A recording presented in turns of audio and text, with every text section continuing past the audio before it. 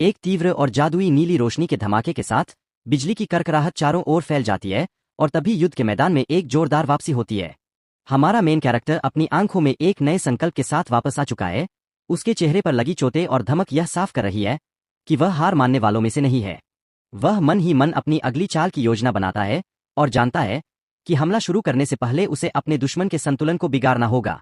जैसे ही वह तेजी से नीचे की ओर झपट्टा मारता है, उसे अपनी नई शक्ति को सक्रिय करने के लिए एक हथियार की जरूरत महसूस होती है। वह अपनी खास डिवाइन कॉन्शियसनेस इन्वेंट्री का उपयोग करता है और पलक झपकते ही एक रहस्यमय शक्ति जागृत होती है। उसकी उंगली में मौजूद गोल्डन रिंग चमक उठती है, जिसमें से नीली ऊर्जा और बिजली की लपटें फूट पड़ती है। सिस्टम से सूचना मिलती है कि ब्लैक फ्रीजिंग फ्लैश स्वॉर्ड को बाहर निकाल लिया गया है। हमारा मेन कैरेक्टर पूरी ताकत से उस विशाल और बर्फीली तलवार को थाम लेता है, जिससे ठंडी और नीली ऊर्जा की लहरें निकलने लगती है। उसकी आंखों में एक बर्फीली चमक दिखाई देती है और वह अपनी इस नई काबिलियत पर पूरा भरोसा जताते हुए हमले के लिए तैयार हो जाता है। दूसरी ओर उसका दुश्मन यह सब देखकर दंग रह जाता है। उसे समझ नहीं आता कि यह तलवार अचानक हवा से कैसे प्रकट हुई। वह हैरान होकर सोचता है कि क्या हमारा मेन कैरेक्टर के पास कोई गुप्त डायमेंशनल रिंग है, क्योंकि यह तलवार कोई साधारण चीज नहीं बल्कि एक बहुत ही उच्च दर्जे का घातक हथियार लग रही है। खौफनाक मुस्कान के साथ एक गंजा शिकारी अपने लाल चमकते हुए वेपन की शक्ति का प्रदर्शन करता है, जबकि पास ही एक लंबी जीभ वाला दुष्ट योद्धा हमारा मेन कैरेक्टर की स्वॉर्ड पर लालच भरी निगाहें टिकाए हुए है। उसे लगता है कि इस वेपन में कई गहरे राज छिपे हैं और वह इस हाई क्वालिटी आइटम को हथियाने के लिए उतावला हो रहा है। चारों तरफ दुश्मनों का घेरा तंग होता जा रहा है और वे आपस में हमारा मेन कैरेक्टर को खत्म कर लूट का माल बांटने की साजिश रच रहे हैं। लेकिन तभी माहौल पूरी तरह बदल जाता है। गहरी और शांत आंखों वाले हमारा मेन कैरेक्टर के चेहरे पर एक सख्त भाव आता है। वह ठंडे स्वर में कहता है कि इस जंग की शुरुआत उन्होंने ही की थी। अचानक एक जोरदार धमाका होता है और हमारा मेन कैरेक्टर के शरीर से नीली बिजली जैसी इंटेंस एनर्जी फूटने लगती है। उसकी रगों में दौड़ती इस पावरफुल एनर्जी और शरीर से निकलते शक्तिशाली ब्लू ऑयरा को देखकर दुश्मनों के पसीने छूट जाते हैं। एक योद्धा के रूप में उसका असली और भयानक रूप सामने आता है, जिसकी तीव्रता जमीन को चीर देती है और मलबे को हवा में उड़ा देती है। अपनी म्यान से निकलती विशाल स्वॉर्ड की नीली चमक पूरे युद्ध क्षेत्र को अपनी चपेट में ले लेती है, जिससे यह साफ हो जाता है कि अब तबाही का मंजर शुरू होने वाला है। आसमान से एक भयानक गड़गड़ाहट के साथ नीली बिजली की लपटें गिरती है, जो पूरे शहर की इमारतों को अपनी चकाचौंध से भर देती है। इस पावरफुल एनर्जी को देखकर वहां मौजूद दुश्मनों के होश उड़ जाते हैं और वे खौफ के मारे अपनी जगह पर जम जाते हैं। तभी हमारा मेन कैरेक्टर अपनी स्वॉर्ड को हवा में लहराते हुए अपनी सबसे विनाशकारी स्किल थंडर चेन फॉल का आह्वान करता है। एक जोरदार धमाका होता है और बिजली की जंजीरें चारों तरफ फैलकर दुश्मनों को अपनी चपेट में ले लेती है। सिस्टम के अनुसार यह स्किल किसी भी वेपन या जादुई छड़ी के जरिए आसमान से बिजली बुलाकर दुश्मनों को झुलसा देती है और उन्हें पूरी तरह पैरालाइज्ड कर देती है। दुश्मन बेबस होकर गिर पड़ते हैं। उनका शरीर हिलने तक के काबिल नहीं रहता और वे हैरान हैं कि हमारा मेन कैरेक्टर इतना हाई लेवल मैजिक कैसे इस्तेमाल कर सकता है। धूल और धुएं के बीच हमारा मेन कैरेक्टर एक शांत लेकिन खौफनाक योद्धा की तरह खड़ा है, जिसकी आंखों और शरीर से अब भी नीली इंटेंस एनर्जी की लहरें निकल रही है। वह अपनी स्वॉर्ड को थामे हुए पूरी तरह से युद्ध के मैदान पर राज कर रहा है, जबकि उसके विरोधी उसके ब्लू ऑयरा के सामने पूरी तरह पस्त हो चुके हैं। हमारा मेन कैरेक्टर के पैरों के पास दुश्मन बेबस पड़े हैं। उनके ऊपर पैरालाइज्ड का गहरा असर साफ दिख रहा है। वह गंजा शिकारी जो पहले बरीबरी बातें कर रहा था, अब डर के मारे कांप रहा है। वह महसूस करता है कि उन्होंने हमारा मेन कैरेक्टर को कम आंकने की बहुत बड़ी गलती कर दी है। उसे समझ आ जाता है कि अब मुकाबला करना नामुमकिन है और भागना ही एकमात्र रास्ता बचा है। चारों तरफ से घिरे हुए शिकारी अपनी जान की भीख मांगते हुए चिल्लाते हैं कि वे सरेंडर करने के लिए तैयार है। लेकिन हमारा मेन कैरेक्टर की आंखों में रहम का कोई नामोनिशान नहीं है। वह अपनी चमकती हुई स्वॉर्ड को एक बिजली की रफ्तार से घुमाता है और ठंडे स्वर में कहता है कि क्या उन्हें वाकई लगता था कि उसे मारने की कोशिश करने के बाद वह उन्हें माफ कर देगा। वह उन्हें चुपचाप मरने की चेतावनी देता है और एक जोरदार प्रहार करता है, जिससे पूरा माहौल सुर्ख लाल रंग में डूब जाता है। हमारा मेन कैरेक्टर का कोई भी वेपन अब मौत का पैगाम बन चुका है। दुश्मन समझ जाते हैं कि वह कोई दया नहीं दिखाने वाला, क्योंकि वह जानता है कि अगर आज उसने इन्हें छोड़ दिया तो कल ये फिर उसकी जान के दुश्मन बनेंगे। जंग के मैदान में हमारा मेन कैरेक्टर का खौफनाक साया दुश्मनों पर मंडरा रहा है और वह शांत स्वर में गंजे शिकारी की ओर इशारा करते हुए कहता है कि अब उसकी बारी है। अपनी मौत को सामने देखकर वह शिकारी पागलों की तरह चिल्लाने लगता है कि वह उसे इतनी आसानी से खुद को मारने नहीं देगा। अपनी आखिरी चाल चलते हुए वह एक दुर्लभ और बेशकीमती वेपन एडहेसिव ब्लास्ट फ्रूट बाहर निकालता है। ये जादुई फल सीधे जाकर हमारा मेन कैरेक्टर कि स्वॉर्ड से चिपक जाते हैं। शिकारी अपनी पूरी ताकत झोंकते हुए एक्सप्लोड का आदेश देता है और एक पल में वहां एक विनाशकारी धमाका होता है। आग की लपटें और काला धुआं पूरे इलाके को अपनी चपेट में ले लेते हैं। वह शिकारी मलबे के बीच पागलों की तरह हंसते हुए डींगे मारता है कि उसने ये फल अपनी पूरी जमापूंजी खर्च करके खरीदे थे। उसे पूरा भरोसा है कि ये इंटेंस एनर्जी एक लेवल 12 के हीरो को भी जख्मी कर सकती है। तो हमारा मेन कैरेक्टर जैसा लेवल 10 का योद्धा तो इसके सामने टिक ही नहीं पाएगा और उसका शरीर टुकड़ों में बिखर जाएगा। जीत के नशे में चूर वह शिकारी चिल्लाता है कि हमसे लड़ने के लिए हमारा मेन कैरेक्टर अभी 10 साल छोटा है, जबकि आग और धमाकों की गूंज अभी भी युद्ध क्षेत्र में थमी नहीं है। विनाशकारी धमाके की आग और मलबे के बीच से जब धुआं छनता है तो गंजे शिकारी के चेहरे पर जीत की मुस्कान खौफ में बदल जाती है। उसे अपनी आंखों पर यकीन नहीं होता और वह हकलाते हुए कहता है कि यह नामुमकिन है। आखिर हमारा मेन कैरेक्टर के पास इतनी प्रचंड स्ट्रेंथ कहां से आई? गुए के गुबार से हमारा मेन कैरेक्टर का साया उभरता है जो पूरी तरह सुरक्षित है। वह मन ही मन सोचता है कि अगर उसका पीक फिजिक सक्रिय नहीं होता तो वह अब तक निश्चित रूप से मारा गया होता। तभी सिस्टम की ओर से सूचना आती है कि डार्क गॉब्लिन सेट और पीक फिजिक पूरी तरह से एक्टिवेट हो चुके हैं। हमारा मेन कैरेक्टर का रूप अब पूरी तरह बदल चुका है। उसके चेहरे पर एक डरावना कवच आ गया है और उसकी आंखों से लाल इंटेंस एनर्जी की चमक फूट रही है। वह एक शिकारी जानवर की तरह तेजी से मलबे को चीरते हुए आगे बढ़ता है और ठंडे इरादे के साथ घोषणा करता है कि वह उन तीनों का खात्मा कर देगा। बिजली की रफ्तार से वह हमला करता है और हवा में उसकी स्वॉर्ड की एक नीली चमक बिजली की तरह करकती है, जिससे यह साहस है कि अब उन दुश्मनों के बचने का कोई रास्ता नहीं बचा है। हमारा मेन कैरेक्टर का यह नया और शक्तिशाली रूप पूरे युद्ध क्षेत्र को अपने ब्लू ऑयरा और खौफनाक पावरफुल एनर्जी से थरा देता है। धमाके की धूल बैठते ही युद्ध क्षेत्र का नजारा पूरी तरह बदल चुका है।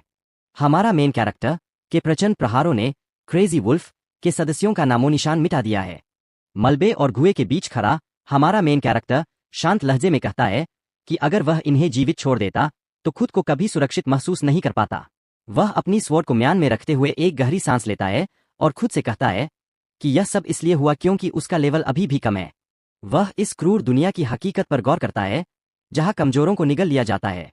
तभी उसकी नजर मलबे में दबी एक छोटी सी छैली पर पड़ती है। उसे हैरानी होती है और वह जैसे ही उसे खोलता है उसके हाथ एक बेशकीमती डायमेंशनल रिंग लगती है। सिस्टम की जानकारी के अनुसार यह रिंग खास जादुई धातु से बनी है जो यूजर को एक अलग डायमेंशनल स्पेस प्रदान करती है। कम लेवल पर भी यह एक छोटे कमरे जितनी जगह दे सकती है, जबकि हाई लेवल पर यह पहाड़ जितनी विशाल हो सकती है। हमारा मेन कैरेक्टर इस शानदार लूट को देखकर मुस्कुरा उठता है, क्योंकि एक साधारण हीरो के लिए ऐसी दुर्लभ चीज पाना लगभग नामुमकिन है। वह जोश के साथ इस नई शक्ति को आजमाने का फैसला करता है और रिंग को अपनी उंगली में पहनते हुए आगे की चुनौतियों के लिए तैयार हो जाता है। युद्ध क्षेत्र से निकलते ही हमारा मेन कैरेक्टर के हाथ में मौजूद वह जादुई अंगूठी चमकने लगती है। उसे यकीन नहीं होता कि डायमेंशनल रिंग अभी सक्रिय हो रही है, जिसका मतलब है कि यह बिल्कुल नई है। सिस्टम संदेश देता है कि रिंग पहली बार सफलतापूर्वक सक्रिय हो चुकी है और अब वह उसके मना के साथ तालमेल बिठा रही है। इस शानदार लूट को पाकर हमारा मेन कैरेक्टर के चेहरे पर एक कुटिल मुस्कान आ जाती है और वह उन बेवकूफों का शुक्रिया अदा करता है। जैसे ही वह वहां से निकलता है, घटनास्थल पर हीरो सिक्योरिटी फोर्स पहुंच जाती है। पीली कॉशन पट्टियों और नीली बत्तियों के बीच पुलिस मलबे की जांच करने लगती है, पर हमारा मेन कैरेक्टर खुश है कि वह समय रहते वहां से निकल आया और अपने सारे निशान मिटा दिए। वह सुरक्षित महसूस करते हुए भीड़ से गुजरता है और सोचता है कि GAIA से मिला यह नया स्मार्टफोन वाकई कमाल का है। लेकिन तभी अचानक उसके फोन की तेज रिंगटोन सन्नाटे को चीर देती है। वह घबराकर सोचता है कि आखिर इस वक्त उसे कौन फोन कर रहा है। वह अपना डिवाइस कान से लगाता है तो दूसरी तरफ से आवाज आती है, हेलो त्सुयोशी-कुन, मैं तुम्हारी सेंजी बोल रही हूँ। अपनी हाई स्कूल की होमरूम टीचर लिली की आवाज सुनकर उसके होश उड़ जाते हैं। वह एक स्टूडेंट की तरह परेशान होकर सोचने लगता है कि उसे तो अपना विड्रॉल नोटिस पहले ही दे देना चाहिए था। लिली सेंजी फिक्रमंद होकर उससे पूछती है कि विंटर ब्रेक खत्म हुए 1 हफ्ता हो चुका है, फिर भी वह स्कूल क्यों नहीं आ रहा। वह जानती है कि त्सुयोशी अपनी बहन की खातिर और घर की तंग माली हालत फाइनेंशियल सिचुएशन की वजह से स्कूल छोड़ना चाहता है, लेकिन वह एक होनहार स्टूडेंट को पढ़ाई बीच में छोड़ते हुए नहीं देखना चाहती। हमारा मेन कैरेक्टर उनकी बातें सुनकर भावुक हो जाता है और सोचता है कि परेशानी सिर्फ पैसों की नहीं है, बल्कि वह उस स्कूल से नफरत करता है जहां उसे बेरहमी से बुली किया जाता था। अतीत की कड़वी यादें उसकी आंखों के सामने तैरने लगती है। वह मंजर जब उसे जमीन पर गिराकर पैरों से कुचला जाता था। लिली सेंजी की आंखों में आंसू आ जाते हैं और वह भर्राई आवाज में उससे वादा करती है कि वह उसकी ट्यूशन फी का इंतजाम कर देंगी, बस वह हिम्मत न हारे और कल स्कूल आए। वह उसे यकीन दिलाती है कि वह उसकी ताकत बनेंगी ताकि वह अपनी बहन और अपने भविष्य के लिए लड़ सके। उनकी ममता भरी बातें सुनकर हमारा मेन कैरेक्टर को एहसास होता है कि सेंजी इकलौती ऐसी इंसान है जो हमेशा उसकी परवाह करती है, जबकि उन्हें अभी तक यह नहीं पता कि वह अब एक हीरो बन चुका है। वह अपना सिर झुकाकर बैठ जाता है और महसूस करता है कि लिली सेंजी से बात करने के बाद उसका नजरिया बदल गया है। अब वह कमजोर और बेबस स्टूडेंट नहीं रहा जिसे डराया धमकाया जा सके। अब वह एक हीरो है और अपनी जिंदगी को अपनी शर्तों पर जीने के लिए पूरी तरह तैयार है। हमारा मेन कैरेक्टर के मन में अब एक नई ज्वाला सुलग रही है। वह खुद से कहता है कि वह पुराना कमजोर स्टूडेंट नहीं रहा जिसे कोई भी बुली कर सके। वह अब एक हीरो है और उन सभी बुलीज को उनके किए की सजा जरूर देगा। लिली सेंजी का शुक्रिया अदा करते हुए वह कल स्कूल जाने का फैसला करता है। उस वक्त उसकी सिस्टम स्टेटस विंडो चमक रही है जो उसे लेवल 6 का वॉरियर दिखा रही है, जिसकी कॉम्बैट पावर 8800 तक पहुंच चुकी है। लेकिन दूसरी तरफ अंधेरे में डूबे एक आलीशान ऑफिस में खतरा उसका इंतजार कर रहा है। क्रेजी वुल्फ का लीडर अपने केबिन में बैठा गुस्से से उबल रहा है। उसे खबर मिलती है कि उसके 3 आदमियों को किसी अनजान हीरो ने मार दिया है और सारा कीमती सामान लूट लिया है। सबसे बड़ी बात यह है कि वह डायमेंशनल रिंग भी चोरी हो गई है जो उसने उन्हें सौंपी थी।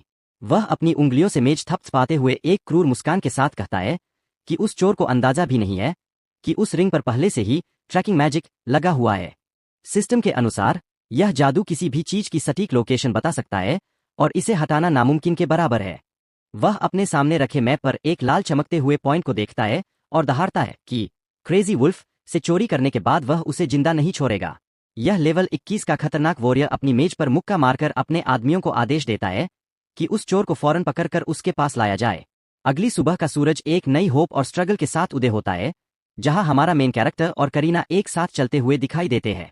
करीना के पैरों में भारी लोहे के ब्रेसेस लगे हैं और उसने दोनों हाथों में क्रचेस थाम रखी है, जिसके कारण उसके हर कदम में एक स्लो और अनबैलेंस थकावट महसूस हो रही है। हमारा मेन कैरेक्टर सिंपैथी के साथ उसकी तरफ देखते हुए पूछता है कि वह इन ब्रेसेस के साथ कैसा महसूस कर रही है, जिस पर करीना एक कोमल मुस्कान के साथ उसे दिलासा देती है कि अगर वह धीरे चलेगी तो सब ठीक रहेगा। हमारा मेन कैरेक्टर उसे रुकने और जल्दबाजी न करने की सलाह देता है, क्योंकि उसके चेहरे पर करीना के लिए गहरी सिंपैथी और रिस्पॉन्सिबिलिटी का भाव साफ झलक रहा है। वह मन ही मन सोचता है कि करीना कितनी जिद्दी है। जब उसे पता चला कि वह फिर से स्कूल जा रहा है तो उसने भी साथ चलने की जिद पकड़ ली, क्योंकि वह उस पर बोझ नहीं बनना चाहती थी। पुराने दिनों को याद करते हुए एक ब्लर और इमोशनल सीन उभरता है, जहां करीना व्हील चेयर पर बैठी रो रही है और हमारा मेन कैरेक्टर उसके पैरों में नए विकसित ब्रेसेस लगा रहा है। वह जानता है कि व्हील चेयर पर स्कूल जाना करीना के लिए कहीं ज्यादा मुश्किल होता, इसलिए उसने अपनी सारी सेविंग्स उन महंगे ब्रेसेस को खरीदने में लगा दी। हालांकि उन औजारों की कीमत बहुत ज्यादा थी, लेकिन करीना की आंखों में चमक और उसकी खुशी देखकर उसे लगता है कि उसकी हर मेहनत सफल हो गई। स्कूल की सीढ़ियों के पास पहुंचकर वह करीना की पीठ पर हाथ रचकर उसे सहारा देता है और वादा करता है कि स्कूल खत्म होने के बाद वह उसे लेने आएगा। लेकिन तभी बैकग्राउंड में 2 अन्य फीमेल स्टूडेंट्स उन्हें देखकर फुसफुसाने लगती है। उनके चेहरों पर सिंपैथी से ज्यादा कौतूहल और थोड़ी करवाहट है। वे करीना के दुखद अतीत के बारे में बातें करती है कि कैसे उसने एक भयानक डार्क अटैक में अपने माता पिता को खो दिया और उसके पैर हमेशा के लिए जख्मी हो गए। वह बड़ी बेरहमी से कहती है कि क्या झुग्गी झोपड़ियों में रहने वाले गरीबों का मर जाना ही बेहतर नहीं है। उसके लिए उनका एग्जिस्टेंस समाचारों में दिखाने लायक भी नहीं, बस रिसोर्सेज की वेस्टेज है। अपनी टंग से लॉलीपॉप का टेस्ट लेते हुए वह चिढ़कर कहती है कि उसे उस दूसरी लड़की का मासूमियत का नाटक करना जरा भी पसंद नहीं आ रहा। पास खड़ी सुनहरे बालों वाली लड़की उसे टोकते हुए पूछती है कि क्या वह फिर से मीना को परेशान करने की योजना बना रही है, जबकि वह जानती है कि वह लड़की डिसेबल्ड है। लेकिन इस जालिम लड़की के मन में कोई पछतावा नहीं है। वह घमंड से मुस्कुराते हुए कहती है कि जब उसने पहले उसे सताया था तब भी किसी ने आवाज उठाने की हिम्मत नहीं की थी और अब भी कुछ नहीं बदलेगा। वह उसे अपना एक इंटरेस्टिंग टॉय मानती है और अपने बॉयफ्रेंड से मिलने के बहाने वहां से निकल जाती है। दृश्य बदलता है और हम वाइस हेडमास्टर के कमरे का तनावपूर्ण नजारा देखते हैं, जहां हमारा मेन कैरेक्टर और लिली सेंसी खड़े हैं। वाइस हेडमास्टर गुस्से में चिल्लाते हुए कहते हैं कि अगर लिली सेंसी ने सिफारिश न की होती तो उन्होंने हमारा मेन कैरेक्टर को स्कूल में कदम भी न रखने दिया होता। वह पढ़ाई के प्रति छात्र के रवैये को लेकर बहुत नाराज है। हमारा मेन कैरेक्टर की आंखों के नीचे पट्टी बंधी है और वह अपनी गर्दन खुजलाते हुए दबी आवाज में उनका और लिली सेंसी का शुक्रिया अदा करता है। जैसे ही लिली सेंसी उसे लेकर कमरे से बाहर जाने लगती है, वाइस हेडमास्टर की गंदी नजरें उनके शरीर पर टिक जाती है। वह मन ही मन अपनी हवस भरी सोच में डूबा है कि उसे छात्र की परवाह नहीं, वह तो बस लिली सेंसी में दिलचस्पी रखता है। एक कनिंग स्माइल के साथ वह सोचता है कि लिली सेंसी को उसके जैसा ही कोई लव चाहिए। बाहर गलियारे की सुनहरी रोशनी में हमारा मेन कैरेक्टर अपनी टीचर लिली सेंसी के साथ चल रहा है। चेहरे पर पट्टियां और शांत लेकिन गहरा भाव लिए वह अपनी टीचर की मदद के लिए आभार व्यक्त करता है, जबकि लिली सेंसी उसे अपनी स्टडीज और एग्जाम्स पर ध्यान देने की सलाह देती है। हमारा मेन कैरेक्टर के मन में एक डीप सीक्रेट छिपा है। उसका हीरो होना और क्रेजी वुल्फ के साथ अनसुलझे मामले की चिंता उसे सावधान रहने पर मजबूर करती है, पर वह मन ही मन ठान चुका है कि वह अपने पुराने रूप को पीछे छोड़ चुका है। जैसे ही एक ब्लू बटरफ्लाई कमरे के पास से गुजरती है और वह अपनी क्लास 3 से 3 फीट में प्रवेश करता है, दरवाजा खुलने की एक तीखी आवाज पूरे शांत वातावरण को चीर देती है। क्लास के अंदर कदम रखते ही सन्नाटा छा जाता है और वहां बैठा एक शरारती छात्र अपने पैरों को डेस्क पर टिकाए, मौकरी भरी नजरों और एक तेहरी मुस्कान के साथ उसे देखता है। उसके चेहरे पर हैरानी और दुश्मनी का मिलाजुला भाव है कि जिसे वह स्कूल से निकाला हुआ समझ रहा था वह वापस लौट आया है। उनमें से एक, जिसका चेहरा चालाकी और क्रूरता से भरा है, अपने साथी से फुसफुसाते हुए पूछता है कि क्या क्लास के बाद उन्हें फिर से उस लड़के को टॉयलेट ले जाना चाहिए। उनका लीडर, जिसका नाम रेले है, हाथ में कागज का एक गोला लिए हुए बड़े प्राउड और एरोगेंट अंदाज के साथ जवाब देता है कि बिल्कुल, क्योंकि जब वह लड़का वहां नहीं था तो उसकी प्रोटेक्शन फीस से मिलने वाली पॉकेट मनी भी हाथ से निकल गई थी। रेले की आंखों में एक अजीब सी सनक और लालच सांस दिखाई देता है। वह बिना किसी सहानुभूति के कहता है कि उसे उस लड़के की पारिवारिक स्थिति से कोई लेना देना नहीं है, बल्कि उस लड़के को उसके साथ सहानुभूति रखनी चाहिए जिसके पास कराओ के बार में मजे करने के लिए पैसे नहीं बचे। नफरत और गुस्से से भरा रेले अपना हाथ हवा में लहराता है और उस लड़के को कागज के गोले से मारने की याद दिलाने की बात करते हुए पूरी ताकत के साथ उसे निशाना बनाकर फेंकता है। कागज का वह गोला एक फास्ट रफ्तार एरो की तरह हवा को चीरता हुआ आगे बढ़ता है, लेकिन अगले ही पल कुछ ऐसा होता है जिसकी किसी ने कल्पना भी नहीं की थी। हमारा मेन कैरेक्टर, जो शांत भाव से अपनी बेंच पर बैठा था, बिना पीछे मुड़े और बिना किसी घबराहट के अपनी फुर्ती और बिजली जैसी रफ्तार का प्रदर्शन करते हुए उस उड़ते हुए गोले को हवा में ही दबोच लेता है। यह देखकर रेले और उसके साथी के होश उड़ जाते हैं और उनके चेहरों पर डर और हैरानी सांस झलकने लगती है। तभी हमारा मेन कैरेक्टर धीरे से अपना सिर घुमाता है। उसकी आंखों में एक अजीब सी गहराई और शांति है जो किसी बड़े तूफान के आने का संकेत दे रही है। वह अपने जख्मी चेहरे पर लगे पट्टी के साथ रेले की ओर देखता है और उसे खुद टॉयलेट आने की चुनौती दे देता है। उसकी इस बेबाकी और बदले हुए अंदाज को देखकर रेले का चेहरा गुस्से से तमतमा उठता है। वह अपनी मुट्ठी भींचते हुए सोचता है कि कुछ समय तक गायब रहने के बाद वह लड़का बहुत ज्यादा हिम्मत दिखा रहा है और अब वह उसे दर्द का असली एहसास कराकर ही दम लेगा। स्कूल की घंटी की आवाज पूरे गलियारे में गूंज उठती है, जो ब्रेक या क्लास बदलने का संकेत देती है। वहां खड़े कुछ लोग रास्ता रोककर खड़े हैं और धमकाते हुए कहते हैं कि अंदर रिलेशन मौजूद है, इसलिए किसी और को वहां जाने की अनुमति नहीं है। तभी हमारा मेन कैरेक्टर वहां पहुंचता है, जिसे देखकर वे लोग उसका मजाक उड़ाने लगते हैं और उसके क्लीनर बनने की बात पर तंज कसते हैं।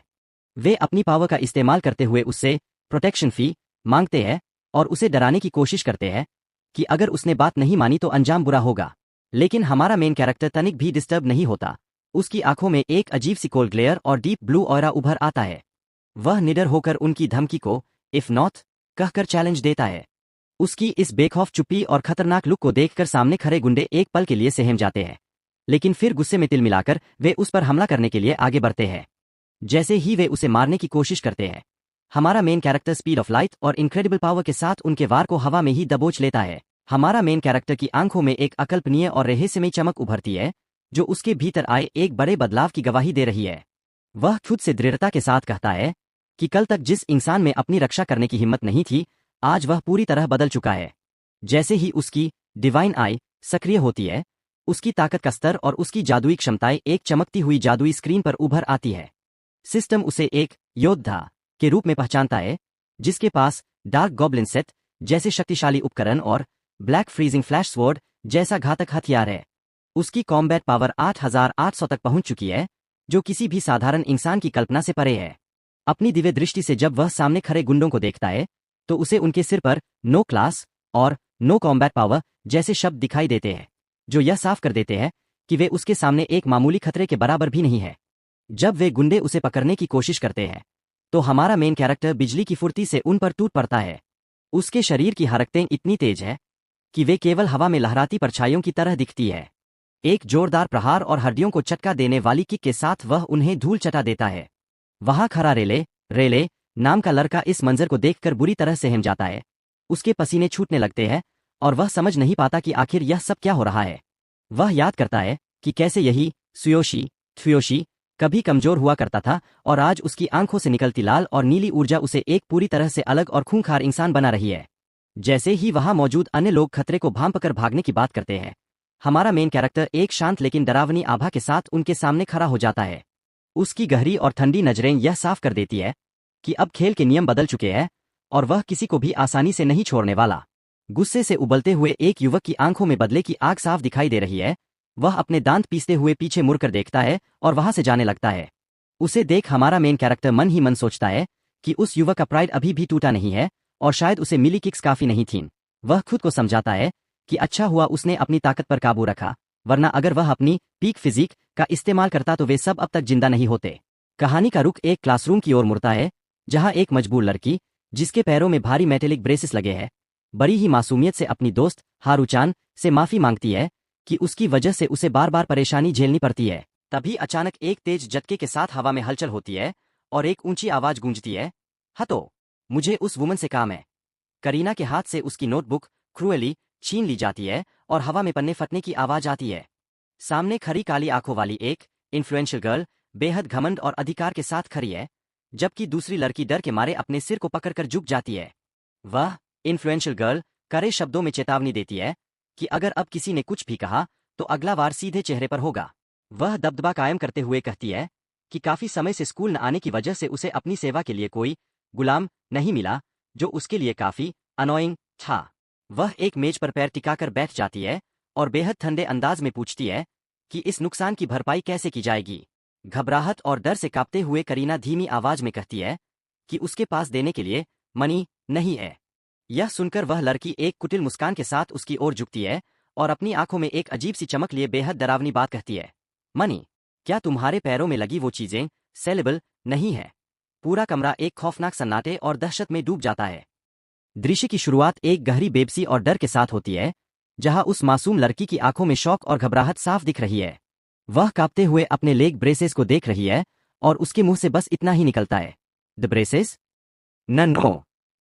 उसकी आवाज में एक गहरा दर्द है, क्योंकि ये ब्रेसेस सिर्फ लोहे के टुकड़े नहीं हैं, बल्कि उसके चलने का सहारा है। वह मन ही मन सोचती है कि उसके भाई ने कितनी मेहनत करके अपना सब कुछ लगाकर ये उसके लिए खरीदे थे, इसलिए ये उसके लिए बहुत ज्यादा इंपॉर्टेंट है। लेकिन सामने खड़ी वे लड़कियां जरा भी रहम नहीं दिखा रहीं। उनमें से एक काली आंखों वाली लड़की बड़ी बेरहमी और घमंड से उसकी तरफ झुकती है और उसका मजाक उड़ाते हुए कहती है, वो तो ये तुम्हारे लिए इतने इंपॉर्टेंट है, ऐसा लगता है कि इनके बिना तुम चल भी नहीं सकती। वह बेचारी लड़की डर के मारे हकलाते हुए बस ये यस कह पाती है और अपनी बात पूरी करने की कोशिश करती है कि इट्स इंपॉर्टेंट, पर इससे पहले कि वह अपनी बात पूरी कर पाती, एक जोरदार स्मैक की आवाज गूंजती है। उस काली आंखों वाली लड़की ने बड़ी बेदर्दी से उसे एक स्लैप जड़ दिया है।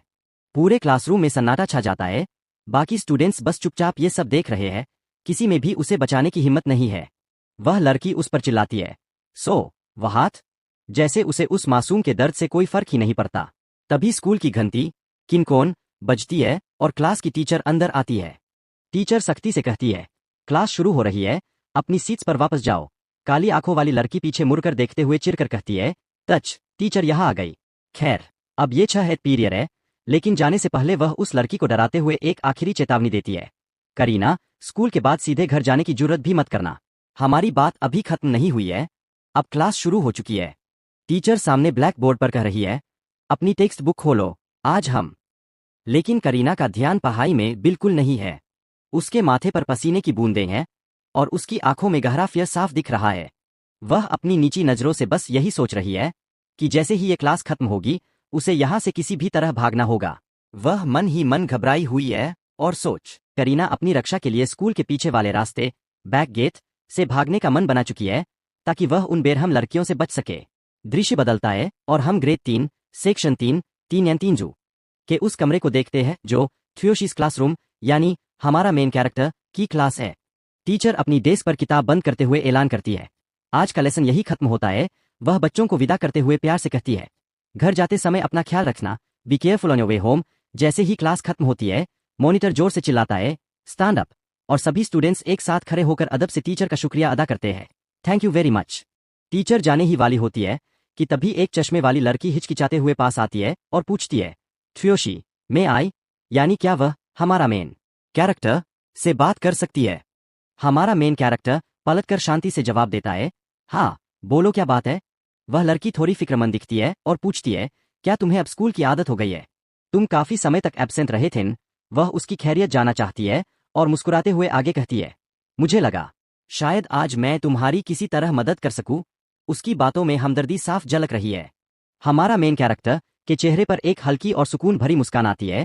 वह अपनी आंखों में एक अजीब सी गहराई लिए उसे जवाब देता है, मैं ठीक हूं, शुक्रिया। उसकी मुस्कान को देखकर वह लड़की थोड़ी राहत महसूस करती है और कहती है, वाकई अगर ऐसी बात है तो मुझे बहुत खुशी हुई, लेकिन उसे अब भी पुरानी बातों का डर सता रहा है। इसलिए वह हमारा मेन कैरेक्टर को समझाते हुए कहती है, पहले की तरह डरने के बजाय अगर कोई तुम्हें फिर से परेशान बुलीड करे तो मुझे जरूर बताना। उसके चेहरे पर एक गंभीर भाव है, जैसे वह वाकई उसकी सुरक्षा चाहती हो। हमारा मेन कैरेक्टर बहुत ही शालीनता से अपनी बात दोहराता है, मैं वाकई ठीक हूं टीचर, शुक्रिया। उसकी आवाज में एक ऐसा आत्मविश्वास है जो शायद पहले नहीं था। वह लड़की, जो असल में उसकी टीचर ही है, अपनी फाइलें समेटते हुए थोड़ा शर्मिंदा होकर मुस्कुराती है और कहती है, लगता है मैंने तुम्हें बेवजह टीचर के जाने के बाद हमारा मेन कैरेक्टर बस बाय कहकर मुड़ता ही है कि तभी पीछे से एक आवाज गूंजती है, हे क्योयोशी। आवाज सुनते ही हमारा मेन कैरेक्टर के चेहरे पर एक ठंडी खामोशी छा जाती है। आवाज देने वाला लड़का करीब आता है और नजरों को झुकाकर बड़ी चालाकी से कहता है, मैं उस टॉयलेट वाले हादसे इंसिडेंट के लिए माफी मांगना चाहता हूं। हमारा मेन कैरेक्टर शांति से उसे देखता रहता है, जबकि वह लड़का पसीने से तरबतर होकर मुस्कुराने का नाटक कर रहा है। वह आगे कहता है, क्या तुम मेरे साथ चल सकते हो? चलो कहीं और चलकर बात करते हैं। हमारा मेन कैरेक्टर बस एक छोटा सा सवाल करता है, कहा, जिस पर वह लड़का इशारा करते हुए कहता है, बस यही पास में। मैं किसी दूसरी जगह जाकर माफी मांगना चाहता हूं। वे दोनों स्कूल के सुनसान गलियारे से गुजरने लगते हैं। वह लड़का आगे आगे चल रहा है और उसके चेहरे पर अब वह नकली मासूमियत गायब हो चुकी है। उसकी जगह एक शैतानी मुस्कान ने ले ली है। जैसे ही वे मोड़ मुड़ते हैं, वह कहता है, यहां आ जाओ। अचानक सन्नाटे को चीरते हुए पैरों की कच कच आहट सुनाई देती है और अंधेरे से एक परछाई निकलती है। हमारा मेन कैरेक्टर कुछ समझ पाता उससे पहले ही एक भारी हथियार से उस पर जोरदार हमला अटैक होता है। धाम की एक भयानक आवाज पूरे गलियारे में गूंज उठती है। हमला इतना शक्तिशाली है कि दीवार के परखच्चे उड़ जाते हैं। पीछे से एक और लड़का चिल्लाता है, रेले, ध्यान रखना कि तुम हद पार ओवरडू न कर दो। रेले नाम का वह हमलावर एक खूंखार मुस्कान के साथ हमारा मेन कैरेक्टर की तरफ झपटता है। लेकिन तभी एक चमकती हुई नीली जादुई स्क्रीन यानी सिस्टम हमारा मेन कैरेक्टर के सामने प्रकट होती है। उस पर लिखा है, ultimate physique activated, concentrating 30% of the strength into both arms. एक पल में माहौल बदल जाता है। जैसे ही रेले अपनी पूरी ताकत से हमला करता है, हमारा मेन कैरेक्टर बड़ी फुर्ती से अपने दोनों हाथों में ताकत भरता है और उस जानलेवा वार को हवा में ही नाकाम कर देता है। लकड़ी के टुकड़े हवा में बिखर जाते हैं और हमारा मेन कैरेक्टर की आंखों में एक ठंडी चमक देख रेले के होश उड़ जाते हैं। वह लड़का जो उसे फुसलाकर यहां लाया था, फटी आंखों से यह सब देख बस वह कांपती आवाज में सिर्फ इतना ही कह पाता है कि उसने इसे रोक लिया। उसे अपनी आंखों पर यकीन नहीं हो रहा था, क्योंकि हमारा मेन कैरेक्टर ने उसके वार को पूरी तरह नाकाम कर दिया था। हमारा मेन कैरेक्टर की आंखों में एक अजीब सी ठंडक और गहराई थी। वह बिना किसी हलचल के सामने वाले को देख रहा था और कहता है कि उसे पता था कि वह कुछ फिशी यानी गड़बड़ करने की कोशिश कर रहा है, लेकिन उसे यह उम्मीद नहीं थी कि कोई इतना गिर सकता है। इसी बीच सामने एक सिस्टम विंडो चमक उठती है, जिसमें हमारा मेन कैरेक्टर की ताकत का खुलासा होता है। उसका लेवल 6 है, क्लास वॉरियर, और उसने डार्क गॉब्लिन सेट पहन रखा है। उसके पास ब्लैक फ्रीजिंग फ्लैश स्वॉर्ड जैसा खतरनाक वेपन है और थंडर चेन फॉल जैसी स्किल के साथ साथ उसकी कॉम्बैट पावर 8800 तक पहुंच चुकी है। अगली ही सेकंड माहौल में एक भारी हलचल मचती है। हमारा मेन कैरेक्टर बिजली की रफ्तार से एक जोरदार किक जड़ता है, जिसकी मार इतनी गहरी थी कि सामने वाले के मुंह से खून की बूंदें और चीख एक साथ निकल पड़ती है। उस शख्स के मुंह से एक कराह निकलती है और वह दर्द से बेहाल हो जाता है। हमारा मेन कैरेक्टर अपनी जगह से टस से मस नहीं होता और बड़े ही ठंडे अंदाज में उसे एक और करारा पंच मारता है, जिसकी आवाज पूरे माहौल में गूंज उठती है। चोट इतनी जोरदार थी कि वह शख्स सीधा जमीन पर जा गिरता है और उसके मुंह से झाग निकलने लगता है। उसकी हालत एकदम पस्त हो चुकी थी। हमारा मेन कैरेक्टर उसे नफरत भरी नजरों से देखते हुए कहता है कि उसने अभी तक कोई लेसन यानी सबक नहीं सीखा है। वह बड़े ही कड़े शब्दों में साफ कर देता है कि वे सब एक नंबर के फेलियर्स हैं। यह सुनकर एक दूसरा लड़का गुस्से और रेज में पागल हो जाता है। वह अपने हाथ में एक वेपन यानी लकड़ी का डंडा उठाकर पूरी ताकत से हमारा मेन कैरेक्टर की तरफ दौड़ता है और चिल्लाता है कि वह जहन्नुम में जाए। वह चीखते हुए कहता है कि अगर यह स्कूल न होता तो वह उसे जान से मार डालता। लेकिन हमारा मेन कैरेक्टर के चेहरे पर मौत का कोई फियर नहीं था। वह बस एक शांत शिकारी की तरह अपनी चमकती आंखों से उसे देख रहा था, जैसे उसे पता हो कि असली अंजाम क्या होने वाला है। दहशत का मंजर अब और भी गहरा हो गया था, क्योंकि वह हमलावर लड़का हवा में अपना वेपन उठाए पूरी तरह जम चुका था। उसके माथे से पसीने की बूंदें टपक रही थीं और उसकी आंखों में खौफ साफ दिख रहा था। वह अपने मन में बुरी तरह चीख रहा था कि आखिर वह अपने हाथ क्यों नहीं हिला पा रहा। क्या वह सच में त्सुयोशी यानी हमारा मेन कैरेक्टर से इतना डर गया है?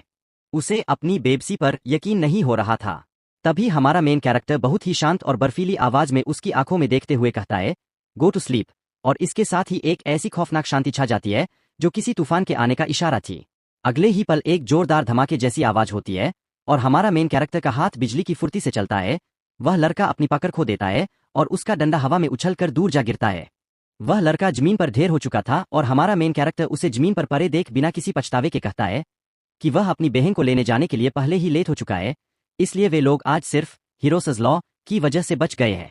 अपनी गहरी और संजीदा नजरों से उनकी ओर देखते हुए वह एक कड़वी सच्चाई बोलता है कि एक असली हीरो को कभी भी किसी सिविलियन को नहीं मारना चाहिए, और यही वजह थी कि उसने उसे जिंदा छोड़ दिया। दूसरी तरफ स्कूल के पीछे वाले दरवाजे, बैक गेट की तरफ जाने वाले रास्ते पर एक बेबस लड़की की सिसकियां गूंज रही थीं। वह लड़की बैसाखियों के सहारे खड़ी थी और डर के मारे उसकी सांसें फूल रही थीं। वह हाँ करके हाफ रही थी। उसके मन में बस एक ही ख्याल चल रहा था कि उसे किसी भी हाल में मीना से दूर उस पिछले दरवाजे से निकलना होगा। वह कांपते हुए खुद को दिलासा दे रही थी कि बस एक बार वह पीछे से बाहर निकल जाए, फिर वह सामने वाले गेट की तरफ चली जाएगी। लेकिन उसके सामने सीढ़ियों का वह डरावना रास्ता था। उसे सीढ़ियों से उतरने में बहुत डर लग रहा था। वह खुद से कह रही थी कि उसे शांत रहना होगा और हिम्मत जुटानी होगी। वह धीरे धीरे एक एक कदम फूंक फूंक कर आगे बढ़ रही थी और खुद को टोक रही थी कि स्लोली, यानी बहुत आराम से। पर तभी उसकी किस्मत ने दगा दे दिया। उसका संतुलन बिगड़ा और एक जोरदार चीख क्या के साथ वह सीढ़ियों से नीचे गिरने लगी। उसकी बैसाखी हाथ से छूट गई और वह बेचारी लड़की हवा में लहराते हुए सीधे पत्थर की सीढ़ियों की तरफ जा रही थी। वह बेबस लड़की सीढ़ियों से बुरी तरह नीचे गिर जाती है। उसके गिरने का इम्पैक्ट इतना जोरदार था कि उसके बैग से सारा सामान बाहर निकलकर हवा में बिखर गया। वह जमीन पर औंधे मुंह पड़ी थी। उसकी नाक से खून बह रहा था और उसका चेहरा पूरी तरह दर्द और शौक से पीला पड़ चुका था। तभी माहौल में एक जहरीली हंसी गूंजती है। आहा, शीफेल। यह हंसी किसी और की नहीं बल्कि मीना की थी, जो अपनी एक सहेली के साथ ऊपर सीढ़ियों पर खड़ी होकर इस तमाशे का मजा ले रही थी। मीना बड़ी बेरुखी से उस जोखमी लड़की की तरफ देखती है और कहती है कि क्या उसे सच में लगा था कि वह पिछले दरवाजे, बैक गेट से भाग निकलेगी। उन्हें पहले से ही पता था कि वह यहीं आएगी। मीना की आंखें नफरत से चमक रही थीं और वह एक खौफनाक आदेश देती है, take off those things from your legs. वह चाहती थी कि लड़की अपने पैरों में लगे उन ब्रेसेस को उतार दे। जमीन पर पड़ी वह लड़की दर्द से तड़पते हुए बस इतना ही कह पाती है, no stop, please don't take away my braces. वह गिड़गिड़ा रही थी, क्योंकि वे ब्रेसेस ही उसके चलने का एकमात्र सहारा थे। लेकिन मीना का दिल पत्थर का था। वह उस पर हावी होते हुए धमकी देती है कि अगर उन्होंने खुद वे ब्रेसेस उतारे तो उसका अंजाम और भी बुरा होगा। इसी बीच कहानी वापस फ्रंट गेट यानी स्कूल के मुख्य दरवाजे पर पहुंचती है, जहां हमारा मेन कैरेक्टर बेचैनी से अपनी बहन करीना का इंतजार कर रहा है। वह मन ही मन सोच रहा है कि क्या करीना अभी तक यहाँ नहीं आई। वह पहले उसकी क्लास में भी गया था, लेकिन वहां सबने बताया कि वह तो पहले ही जा चुकी है। सूरज ढल रहा था और चारों तरफ छात्र अपने घर जा रहे थे। तभी पीछे से एक आवाज आती है, एक्सक्यूज मी। हमारा मेन कैरेक्टर पलट कर देखता है तो वहां एक लड़की खड़ी थी जो उससे पूछती है कि क्या वह करीना का बड़ा भाई है। हमारा मेन कैरेक्टर हाँ में जवाब देता है और बड़ी फिक्र के साथ उससे पूछता है कि क्या वह जानता है कि करीना कहाँ है, क्योंकि उन दोनों ने साथ घर जाने का वादा किया था। वह लड़की बहुत ही डरी हुई और सहमी हुई लग रही थी। वह अपनी नजरें चुराते हुए बड़ी धीमी आवाज में कहती है कि उसे लगता है करीना पिछले दरवाजे, बैक गेट की तरफ गई है। वह घबराते हुए उसे सलाह देती है कि क्यों न वह खुद जाकर वहां चेक कर ले। उसकी आवाज में छिपा डर साफ इशारा कर रहा था कि वहां कुछ बहुत गलत होने वाला है। यह कहकर वह वहां से हट जाती है और सस्पेंस और भी गहरा हो जाता है। स्कूल के गलियारों में सन्नाटा था, लेकिन हमारा मेन कैरेक्टर के दिमाग में सवालों का शोर मचा हुआ था। उसे खबर मिली थी कि क्या करीना वाकई बैक गेट पर है। उसके चेहरे पर एक अजीब सी उलझन थी। चलते चलते उसके मन में बस यही ख्याल आ रहा था कि आखिर क्यों, कुछ तो बहुत गलत हुआ है। उसे हारू की याद आई, जिसने अभी कुछ देर पहले ही बहुत ही अजीब बर्ताव किया था। हारू के चेहरे पर जो फियर और घबराहट थी, उसे देखकर सांस लग रहा था कि वह किसी चीज से बहुत बुरी तरह डरी हुई है। हमारा मेन कैरेक्टर ने ठान लिया था कि चाहे जो हो जाए, उसे करीना को ढूंढना ही होगा।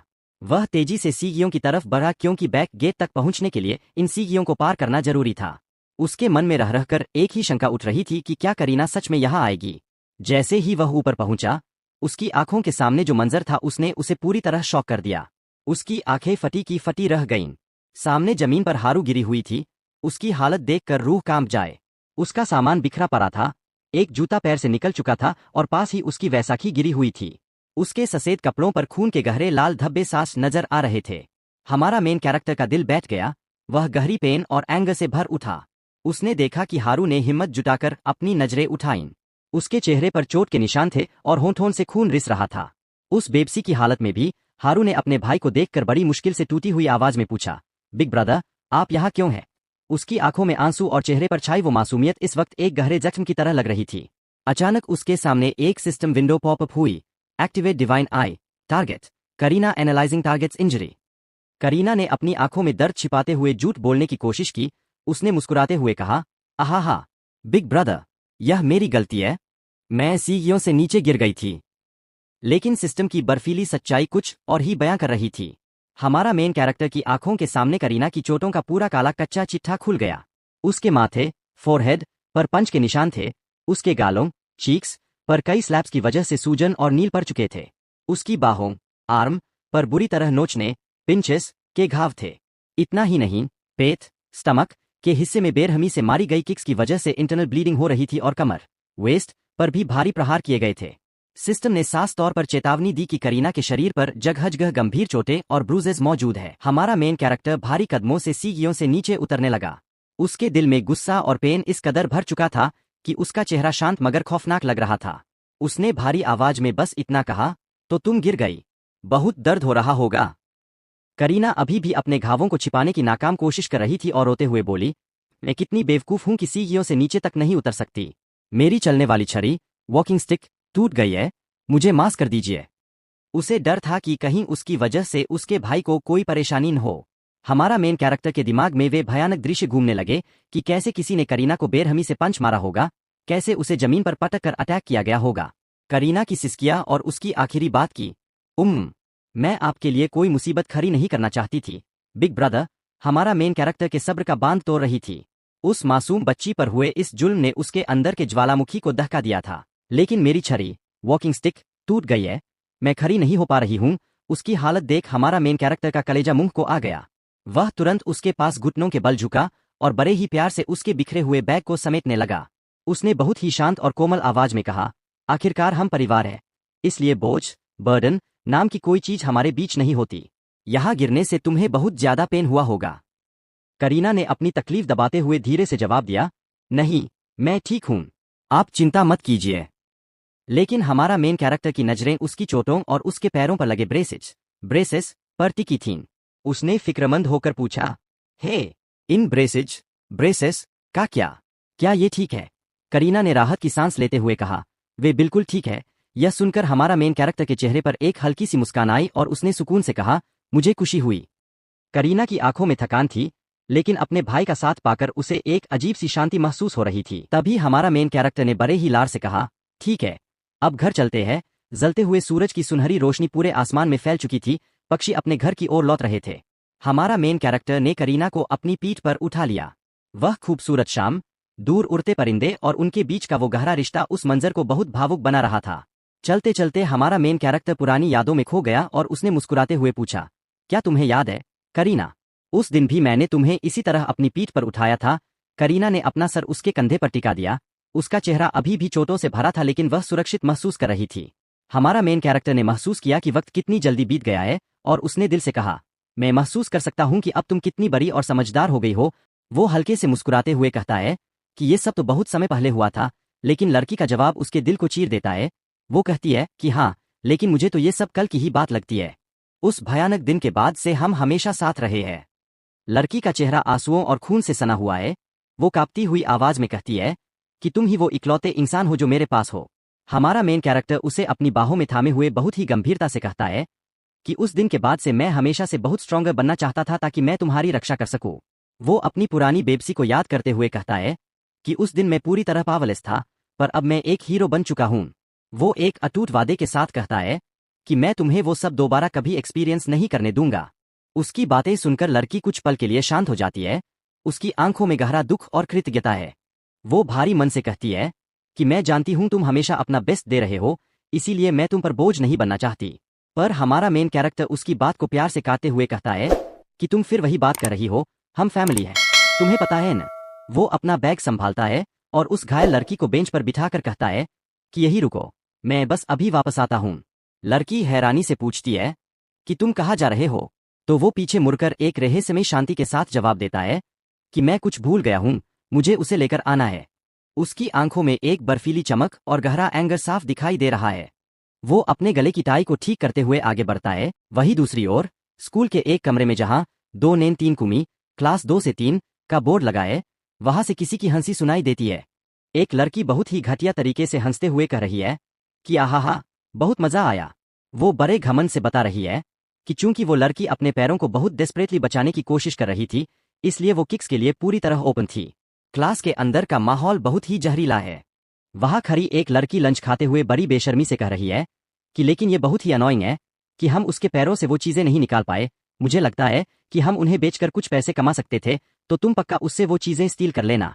वही बैठा हुआ एक हट्टा कट्टा लड़का, जिसका नाम मीना का बॉयफ्रेंड बिली है और वो क्लास 3 से 6 से है, अपनी बाहें चराकर बड़े अजीब अंदाज में पूछता है कि क्या सच में वो चीजें बिकने लायक होंगी। तो वो लड़की उसे भरोसा दिलाते हुए कहती है कि चिंता मत करो, मैं कल तक उन्हें हासिल कर लूंगी। उन्हें अंदाजा भी नहीं है कि हमारा मेन कैरेक्टर अपनी भूली हुई चीज यानी अपना बदला लेने के लिए उनकी तरफ ही बढ़ रहा है। वो मतलबी लड़की हाथ में लॉलीपॉप लिए बड़ी बेरुखी से कह रही है कि ऐसा लगता है कि उस लड़की का बड़ा भाई, जिसका नाम थ्योशी है, अभी भी स्कूल वापस आया है। वो मजाक उड़ाते हुए पूछती है कि क्या सब ठीक होगा? उसने सुना है कि उसे स्कूल से निकाल दिया गया था और अब वो एक क्लीनर बन गया है। उसकी बातें सुनकर दूसरी लड़की, जो अपनी खूबसूरती के घमंड में चूर बैठी है, बड़ी हिकारत से मुस्कुराती है और कहती है कि एक क्लीनर यानी वो एक कचरा उठाने वाला, गार्बेज मैन है। तो इसका मतलब वो अपाहिज लड़की और ये कचरा उठाने वाला भाई दोनों एक ही फैमिली से है। वो अपने बाल संवारते हुए बड़े घटिया अंदाज में कहती है कि मुझे तो इनके साथ एक ही स्कूल में होने पर बहुत शर्म, एम्बेरसिंग महसूस होती है। अच्छा होगा कि इन्हें स्कूल से बाहर ही निकाल दिया जाए।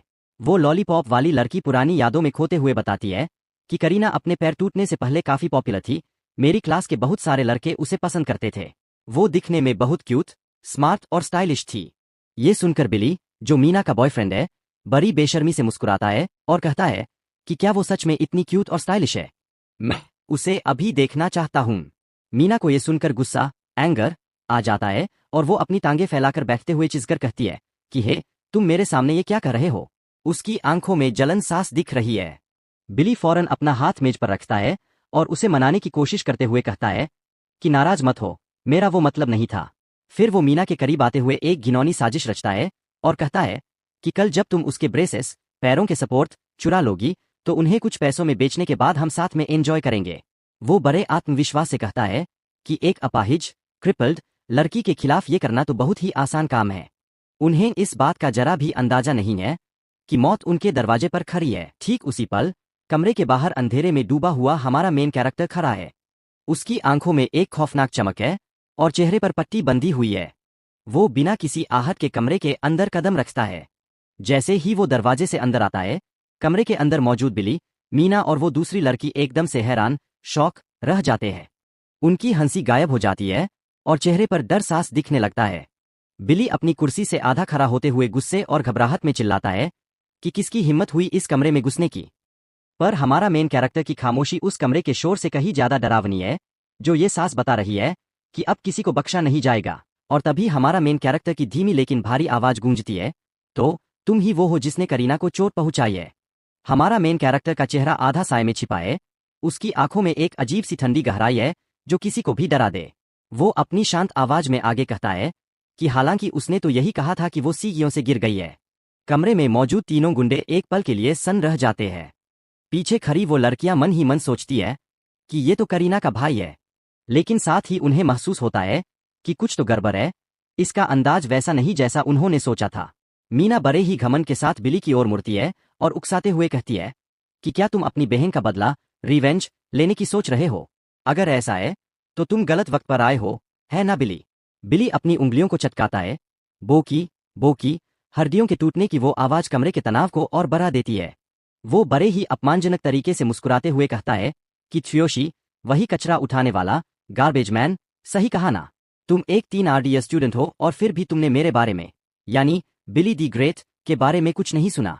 वो आगे बढ़ता है और बेशर्मी से हंसते हुए कहता है कि मीना तो बस तुम्हारी बहन के साथ एक छोटा सा गेम खेल रही थी। हमारा मेन कैरेक्टर की आंखों में चमक और बढ़ जाती है।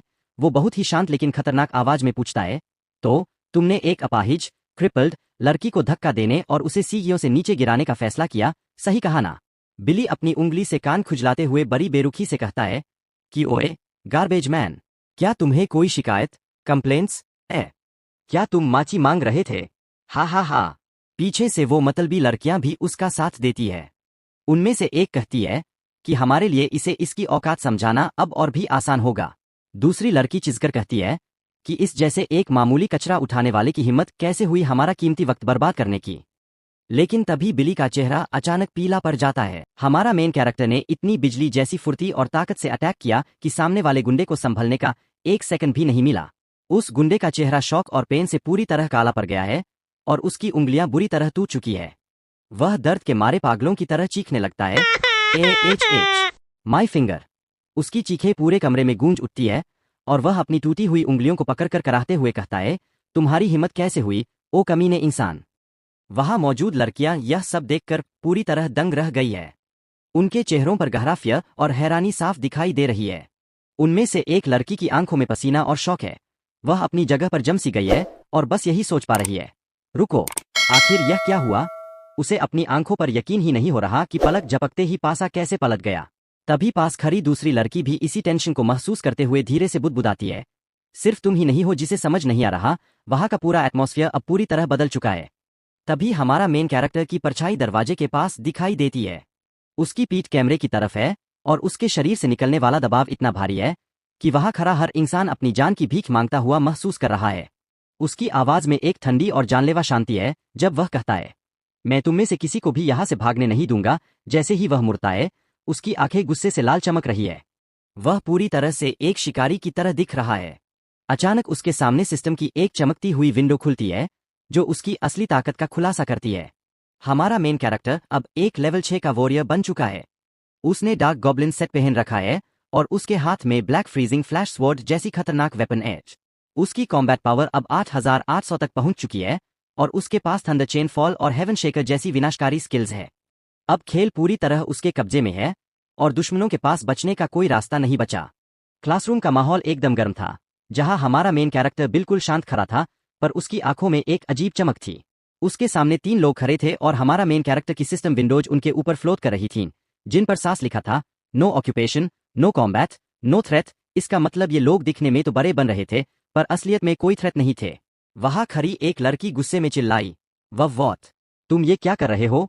उसकी आंखों में हैरानी और डर साफ दिख रहा था। हमारा मेन कैरेक्टर ने उसकी तरफ देखा और ठंडे दिमाग से कहा, मुझे लगा था तुम कोई हीरो हो क्योंकि तुम इतनी रौब जमाती हो, लेकिन ऐसा लगता है कि तुम बस बिना किसी वजह के लोगों को परेशान कर रही हो। वहां नीचे गिरा हुआ बिली दर्द से कराह रहा था। उसने रोते हुए चिल्लाकर कहा, तुम्हारी इतनी हिम्मत? मेरी उंगलियां। उसके पास खड़ी लड़की ने सिक्र से पूछा, बिली, क्या तुम ठीक हो? पर बिली का गुस्सा तो आसमान पर था। उसने हमारा मेन कैरेक्टर की तरफ देखकर धमकी दी, क्या तुम जानते नहीं मेरा बाप कौन है? तभी वहां खड़ी विवियन ने, जो हाथ में लॉलीपॉप लिए बड़े स्वैग में खड़ी थी, पूछा, सुयोशी, सही कहा ना, करीना का बड़ा भाई। उसने हमारा मेन कैरेक्टर को देखकर एक कुटिल मुस्कान दी और कहा, मैं तुम्हें इस बात के पॉइंट्स दूंगी कि तुमने यहां अकेले आने की हिम्मत दिखाई। हम भले ही हीरोज ना हों, लेकिन हम वो लोग नहीं हैं जिन्हें तुम गुस्सा दिलाना चाहो। विवियन की बातों में एक अजीब सा गर्व था, पर अगले ही सेकंड जो हुआ, उसने सबके होश उड़ा दिए। जैसे ही उसने अपनी बात खत्म की, हमारा मेन कैरेक्टर ने बिजली की रफ्तार से हमला किया। एक जोरदार टक्कर की आवाज आई और विवियन हवा में उछल गई। उसके हाथ से लॉलीपॉप छूटकर बिखर गया और वो सीधा जमीन पर जा गिरी। हमारा मेन कैरेक्टर ने बड़े ठंडे लहजे में पूछा, क्या तुम्हें लगा था कि मैं एक औरत पर हाथ नहीं उठाऊंगा? वहां खड़ी दूसरी लड़की सदमे में रह गई और बस इतना ही बोल पाई, विवियन, सब कुछ इतनी जल्दी हुआ कि किसी को समझ ही नहीं आया। बिली, जो पहले ही नीचे गिरा था, उसका चेहरा डर और पसीने से तरबतर हो गया। उसने हैरानी से सोचा, ये इतना तेज? यहां तक कि स्पोर्ट्स के छात्रों में भी इस तरह की स्पीड नहीं होती। आखिर ये चल क्या रहा है? उसके चेहरे पर अब सिर्फ खौफ था क्योंकि उसे समझ आ गया था कि जिस इंसान को वो कमजोर समझ रहे थे वो असल में मौत का फरिश्ता निकला। क्लासरूम का माहौल पूरी तरह बदल चुका था। विवियन जमीन पर बेसुध पड़ी थी और उसकी ये हालत देखकर बिली के चेहरे पर हवाइयां उड़ रही थीं। हमारा मेन कैरेक्टर ने शांत पर ठंडे लहजे में सास कर दिया था कि वो रुकने वाला नहीं है। उसने सास कहा, मैंने दोबारा कह रहा हूं, मैं तुम्हें और उस दूसरी लड़की को औरत की तरह नहीं देखता। ये सुनकर बिली के पैरों तले जमीन खिसक गई। वो कांपती आवाज में चिल्लाया, हे, मैं फिर से कह रहा हूं, क्या तुम जानते नहीं कि मेरे फादर कौन है? बिली अपनी पावर और रुतबे की धमकी दे ही रहा था कि हमारा मेन कैरेक्टर ने उसे बीच में ही काट दिया। उसकी आंखों में कोई रहम नहीं था। उसने ठंडे अंदाज में कहा, मैं तुमसे बाद में निपटूंगा, अभी चुप रहो। और इससे पहले कि बिली कुछ समझ पाता, हमारा मेन कैरेक्टर का एक जोरदार पंच सीधा बिली के चेहरे पर जाकर लगा। बिली का चेहरा खून से लचपत हो गया और वो दर्द से तड़प उठा। वहां खड़ी लड़की की चीख निकल गई, बिली, बिली! वो बुरी तरह घबरा चुकी थी। उसकी आंखों में सिर्फ शौक और फियर था। वो समझ ही नहीं पा रही थी कि अभी क्या हुआ। लेकिन हमारा मेन कैरेक्टर का गुस्सा अभी शांत नहीं हुआ था। उसने बिजली की रफ्तार से उस लड़की की गर्दन दबोच ली। क्लासरूम की बेंच और टेबल इधर उधर बिखर गए। उस लड़की की चीख पूरे कमरे में गूंज उठी, क्या? हमारा मेन कैरेक्टर ने उसे इतनी मजबूती से पकड़ा था कि वो हिल भी नहीं पा रही थी। वो दर्द और घुटन में छटपटाने लगी और हकलाते हुए बोली, इंतजार करो, मुझे मुझे छोड़ो। लड़की के चेहरे पर मौत का खौफ साफ दिख रहा था। पसीना उसके माथे से बह रहा था। पर हमारा मेन कैरेक्टर बिल्कुल टस से मस नहीं हुआ। उसने अपना चेहरा उसके करीब लाया और एक उंगली अपने होठों पर रचकर उसे खामोश रहने का इशारा किया। उसने बेहद ठंडी और जानलेवा आवाज में उससे पूछा, जो कुछ मैंने वहां पीछे सुना था उसके मुताबिक तुमने ही करीना को बुली करने की शुरुआत की थी, है ना? उस लड़की की रूह कांप गई।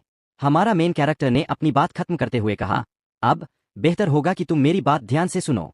क्लासरूम में सन्नाटा छा गया था और अब खेल पूरी तरह हमारा मेन कैरेक्टर के हाथ में था। हमारा मेन कैरेक्टर की आंखों में एक अजीब सी नीली चमक कौंध रही थी जो उसके अंदर छिपे बेहिसाब गुस्से को बयां कर रही थी। उसने सांस लफ्जों में कहा, उसके भाई होने के नाते तुमने उसके साथ जो कुछ भी किया है उसके लिए मैं तुम्हें कभी माफ नहीं करूंगा। तुमने मुझे मजबूर किया है कि मैं। बात करते करते हमारा मेन कैरेक्टर ने अपनी पकड़ उस लड़की की गर्दन पर और भी ज्यादा मजबूत कर ली। खिंचाव और दबाव की आवाज साफ सुनाई दे रही थी। वह लड़की दर्द और घुटन के मारे तड़प उठी। उसके मुंह से लार टपकने लगी और आंखों में मौत का साया नाचने लगा। हमारा मेन कैरेक्टर ने उसे अपनी तरफ खींचते हुए बेहद गुस्से में कहा, बहुत बहुत ज्यादा, बहुत ही ज्यादा एंगर। अब से करीना से दूर रहना। उस लड़की की आवाज घुट रही थी। वह बस अपनी आखिरी सांसों के लिए जद्दोजहद कर रही थी। हमारा मेन कैरेक्टर ने साफ चेतावनी दी, मैं तुमसे मासी की उम्मीद नहीं रचता, बस इतना ध्यान रखना कि उससे दूरी बनाए रखो। अगले ही सेकंड हमारा मेन कैरेक्टर ने उसकी आंखों में आंखें डालकर अपनी आखिरी और सबसे खौफनाक चेतावनी दी, अगर तुमने ऐसा नहीं किया तो अगली बार मैं तुम्हारी गर्दन मरोड़ कर अलग कर दूंगा और मेरा यकीन करो मैं जो कहता हूं वो करता हूं। समझ आया? डर के मारे उस लड़की की रूह फना हो चुकी थी। उसने कांपते हुए और मरियल सी आवाज में सिर्फ इतना कहा, जी हाँ। जैसे ही हमारा मेन कैरेक्टर ने अपनी पकड़ झीली की, वह लड़की बेदम होकर जमीन पर गिर पड़ी और जोर जोर से हाफने लगी। हमारा मेन कैरेक्टर ने बड़े रूखे अंदाज में कहा, गुड। हवा में तनाव अभी भी बरकरार था। वह लड़की जमीन पर बैठी अपनी सांसें वापस पाने की कोशिश कर रही थी और बेतहाशा रो रही थी। तभी हमारा मेन कैरेक्टर पीछे मुड़ा जहां बिली अधमरी हालत में पड़ा था। उसने बिली से पूछा, तुम इस लड़की के बॉयफ्रेंड हो, है ना? बिली के पास कोई जवाब नहीं था। उसका चेहरा डर और पसीने से भीगा हुआ था। हमारा मेन कैरेक्टर ने जमीन पर गिरे एक रूलर को अपने हाथों में उठाया। उसकी आंखों में एक शैतानी चमक थी। उसने बिली की तरफ देखते हुए आखिरी सवाल किया, क्या तुम अभी भी करीना को बुली करना चाहते हो? इस रूलर जैसे छोटे से वेपन से भी तुम्हारे जैसे कचरे को खत्म करने के लिए इतना ही काफी होना चाहिए।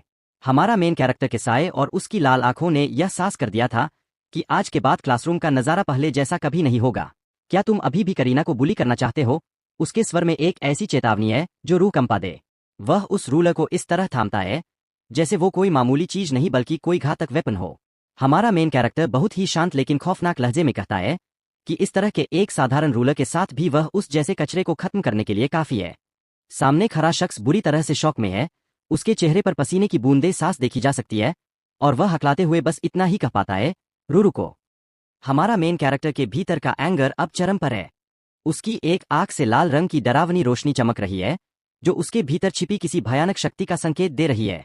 वह नफरत से भरकर कहता है कि जो कुछ भी उस शख्स ने कहा है उसे सोचकर ही उसे मितली आ रही है। वह आगे कहता है कि अगर वह शख्स एक हीरो होता तो वह उसे कब का जान से मार चुका होता। डर के मारे वह शख्स चिल्लाने लगता है और अपनी पहचान का वास्ता देते हुए कहता है, क्या तुम जानते हो मैं कौन हूं? मैं ब्लू स्नेक गैंग के लीडर का बेटा हूं। तुम जानते भी हो ब्लू स्नेक गैंग क्या है? मेरे पिता एक लेवल 10 हीरो है। उस शख्स की चीखें और उसकी धमकियां हमारा मेन कैरेक्टर को रोकने के बजाय उसे अतीत की कड़वी यादों में ले जाती है। जैसे ही वह ब्लू स्नेक गैंग का नाम सुनता है, वह अचानक रुक जाता है। उसके दिमाग में पुरानी यादें कौंधने लगती है। वही ब्लू स्नेक गैंग, वही लोन शार्क्स जिनसे उन्होंने करीना के मेडिकल बिल भरने के लिए पैसे उधार लिए थे। उसे याद आता है कि अस्पताल में भी उन लोगों ने बिल्कुल यही सब बातें कही थीं। यह सोचकर उसके चेहरे पर एक फीकी और दर्दनाक मुस्कान आ जाती है कि यह कितनी अजीब बात है कि आप अक्सर उन्हीं लोगों से टकरा जाते हैं जिन्हें आप बिल्कुल पसंद नहीं करते। अचानक माहौल की ऊर्जा पूरी तरह बदल जाती है। हमारा मेन कैरेक्टर के चारों ओर बिजली की नीली लहरें, लाइटनिंग अटैक करने की मुद्रा में कड़कने लगती है। हवा में एक भारी दबाव महसूस हो रहा है। वह अपनी शक्ति को जागृत करते हुए कहता है, तो तुम ब्लू स्नेक गैंग से हो? आसमान से जैसे बिजली कड़की हो, वैसी ही भयानक चमक उस कमरे में फैल जाती है। जमीन पर गिरा हुआ वह शख्स पूरी तरह से फियर और शॉक में डूब जाता है। वह अपनी फटी आंखों से हमारा मेन कैरेक्टर को देख रहा है, जिसे अब तक वह एक मामूली इंसान समझ रहा था। वह थरथराते हुए खुद से पूछता है, हंग, यह कोई स्किल है? क्या तुम एक हीरो हो? कमरे की रोशनी और हमारा मेन कैरेक्टर का रौद्र रूप देखकर उसे अपनी मौत साफ नजर आने लगती है। उसे यकीन ही नहीं हो रहा कि उसके सामने खड़ा यह मामूली सा लड़का इतनी बड़ी शक्ति का मालिक हो सकता है। हमारा मेन कैरेक्टर की आंखों में एक ठंडी चमक है और उसके हाथ में पकड़ा हुआ साधारण सा रूलर अब नीली बिजली की लहरों से घिरा एक घातक वेपन बन चुका है। वह पूरे कमरे में अपनी ताकत का दबदबा कायम कर देता है, जैसे कोई शिकारी अपने शिकार को घेर चुका हो। बिना किसी रहम के हमारा मेन कैरेक्टर उस बिजली से भरे रूलर से एक जोरदार अटैक करता है। बिजली के कड़कने की आवाज पूरे कमरे को दहला देती है और वह शख्स दर्द से तड़प उठता है। उस अटैक का असर इतना गहरा और खौफनाक है कि एक पल के लिए उस शख्स का पूरा कंकाल नीली रोशनी में चमकने लगता है, जैसे बिजली ने उसकी हड्डियों तक को झकझोर दिया हो। तभी सिस्टम की एक नोटिस चमकती है जिसमें लिखा है कि यदि सही वेपन का उपयोग नहीं किया जाता है तो डैमेज 90% तक कम हो जाएगा और पूरा डैमेज नहीं दिया जा सकेगा। इसके बावजूद हमारा मेन कैरेक्टर बहुत ही बेरुखी से उस रूलर को एक तरफ फेंक देता है। उसके चेहरे पर कोई पछतावा नहीं है, वह बस इतना ही कहता है, इतना पेन तुम्हारे लिए काफी होना चाहिए। वह शांति से अपना बैग उठाता है और उसे कंधे पर टांगते हुए एक आखिरी बार पीछे मुड़कर देखता है। उसकी आवाज में एक गहरी चेतावनी है जब वह कहता है, भूलना मत, अपना वादा निभाने का यह तुम्हारा पहला और आखिरी मौका है। वह शख्स अभी भी जमीन पर पड़ा हुआ है और उसके शरीर से धुआं निकल रहा है। हमारा मेन कैरेक्टर जाते जाते एक आखिरी चुटकी लेते हुए कहता है, ओह, और मुझे माफ करना, लेकिन तुम्हें यह क्लासरूम साफ करना होगा। वह शख्स बुरी तरह खांस रहा है और डर के मारे उसकी हालत इतनी खराब है कि वह बस बुदबुदाता है। क्या वह चला गया? पास खड़ी लड़की, जो खुद भी सहमी हुई है, उसकी ओर दौड़ती है और चिल्लाती है, बिली, क्या तू ठीक हो? हमें अस्पताल जाना चाहिए।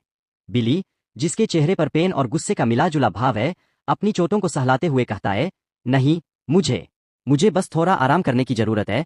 वह अभी भी इस शौक से बाहर नहीं आ पाया है और कहता है, मुझे नहीं पता था कि वह एक हीरो था। लेकिन वह लड़की अपनी गर्दन के घाव को दिखाते हुए गुस्से में पागल हो रही है। वह चिल्लाकर कहती है, तुम अब क्या करने वाले हो? यह खत्म नहीं हुआ है। ना, इस निशान को देखो, उसे इसके लिए सजा मिलनी ही चाहिए। अपने पिता को बताओ। लेकिन बिली अपनी बेइज्जती और डर से तंग आकर उस पर जोर से चिल्लाता है, मुझे मत बताओ कि मुझे क्या करना है। पूरा माहौल इस चीख से गूंज उठता है, पर अब बहुत देर हो चुकी है क्योंकि हमारा मेन कैरेक्टर अपनी छाप छोड़कर वहां से जा चुका है। उसकी आंखें खून की तरह लाल हो चुकी है और वह पागलों की तरह चीखते हुए कहता है, वह इसकी कीमत चुकाएगा। उसे मजा चखाऊंगा, मेरा बाप।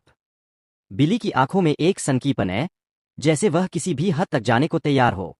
यह देखकर वह लड़की अचानक शांत हो जाती है, उसके चेहरे पर एक धूर्त मुस्कान आ जाती है। वह उसे उकसाते हुए कहती है, यही सही है। तुम उन्हें बताओगे कि किसने तुम्हें इतना गुस्सा दिलाया है? वह आगे बिली के जेहन में जहर घोलते हुए कहती है, मैं अपने पिता से कहूंगी और फिर मैं उसे और उसकी बहन को इस धरती के नक्शे से मिटा दूंगी। क्लासरूम में बिखरी हुई डेस्क और कुर्सियां उस बर्बादी की गवाह है जो अभी भी यहाँ हुई है, लेकिन इन लोगों के दिमाग में अब उससे भी बड़ी तबाही का प्लान चल रहा है। दूसरी ओर स्कूल के बाहर शाम का सूरज हल रहा है और आसमान संतरी रंग की चादर ओढ़े हुए है। परिंदे अपने घरों की ओर लौट रहे हैं, लेकिन स्कूल के बेंच पर बैठी करीना के मन में भारी चिंता है। उसके चेहरे पर चोट के निशान है और वह एकटक आसमान को देखते हुए सोचती है, काश बड़े भाई बिग ब्रदर ठीक हों। वह अपनी बेबसी पर दुखी है और खुद से कहती है, अगर मैं अपना ख्याल खुद रख पाती तो मुझे उन्हें परेशान नहीं करना पड़ता। करीना का दिल अपनी लाचारी पर रो रहा है। वह नहीं चाहती कि हमारा मेन कैरेक्टर उसकी वजह से और ज्यादा वरी करे, खासकर तब जब उन्हें अभी अभी अपना न्यू फाउंड हीरो स्टेटस मिला है। वह गहरी सोच में डूबी हुई थी कि तभी एक जानी पहचानी आवाज उसे ख्यालों से बाहर खींच लाती है।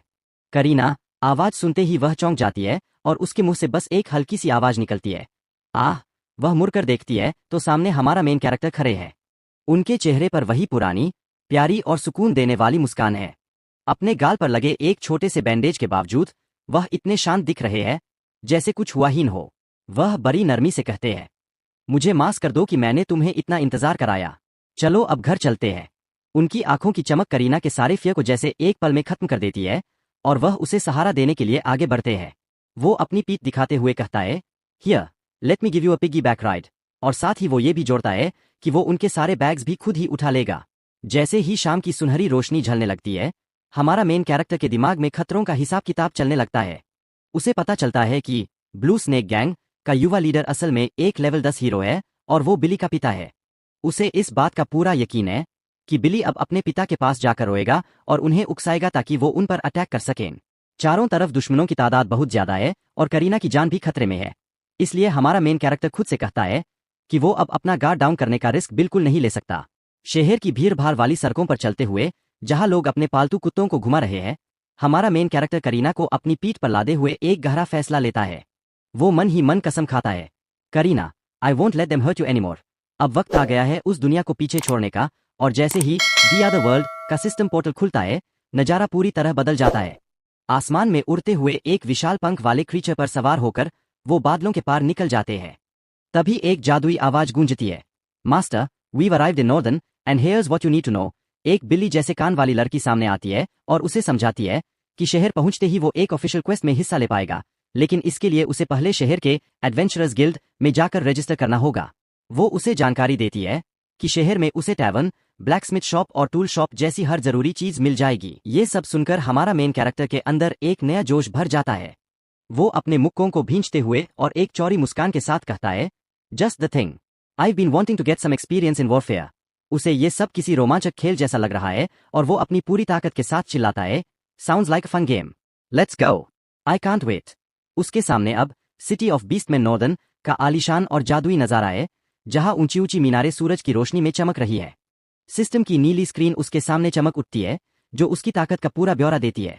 Level 6, class, warrior, equipment, dark goblin set, weapon, black freezing flash sword, skill, thunder chain fall, secondary skill, heaven shaker, और उसका कॉम्बैट पावर 8800 तक पहुंच चुका है।